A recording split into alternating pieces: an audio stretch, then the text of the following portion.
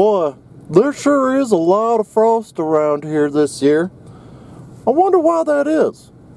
Why there's so much frost.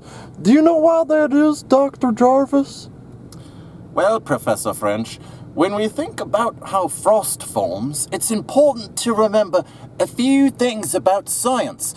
For example, instead of just telling you, why don't I just show you?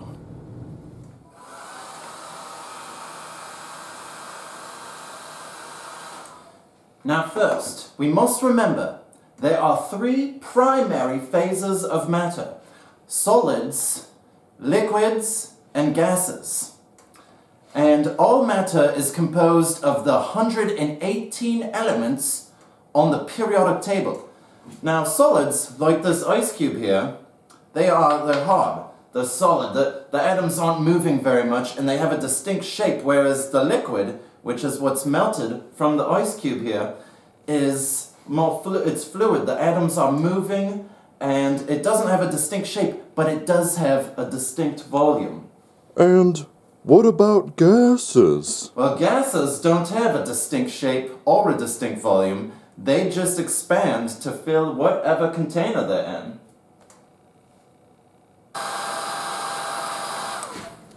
Whoa! What happened to the ice cube, Doctor? It vanished. No, Professor, it did not vanish.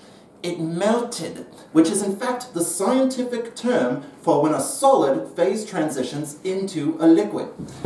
Now, eventually, the liquid on this table will turn into gas, and that phase transition is known as evaporation. Now, when gas turns into a liquid, that is called condensation. And can you imagine what would happen if we were to bring this liquid outside?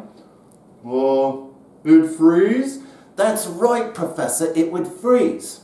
Oh, that's wild. Now, what about if we were to take some gas and it turned into the solid? Is there a phase transition for a gas to a solid or a solid to a gas? Funny you should ask, Professor.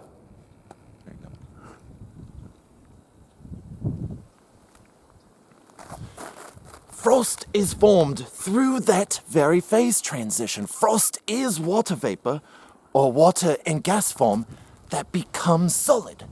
This, from gas to solid, is what's known as deposition. Frost forms when an outside surface cools past the dew point, which is the point where the air gets so cold the water vapor in the atmosphere turns into little bits of ice, or frost.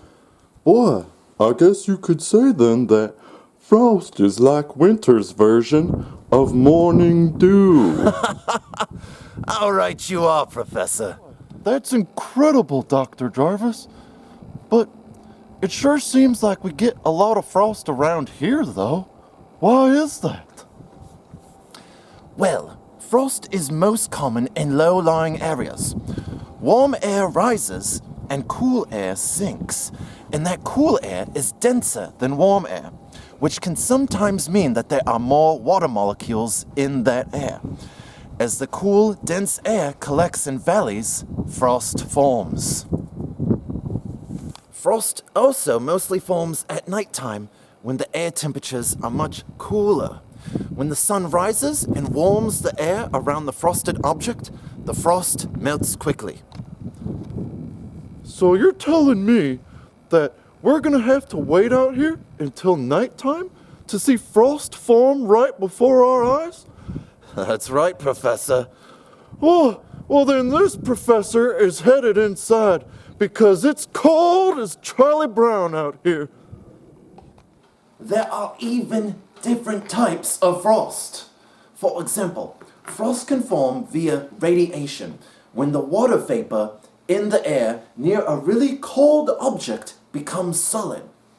Frost can also form through advection, which is when you have a gust of wind blowing across a really cold object, and that results in frost being formed.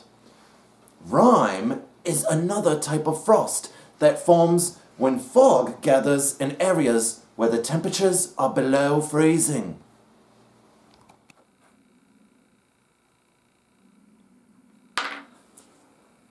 So, why then has there been more frost this year than in other years?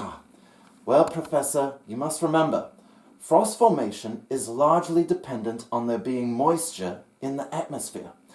As the world gets warmer in places, more water evaporates, and that results in more moisture being in the atmosphere. You could say it is the perfect conditions for frost formation. Well, I guess we're gonna have to restart the forge and summon the Bifrost. Thanks again for joining the Professor and I for another Wildlife Wednesday. We are always looking to do some learning, because learning is cool.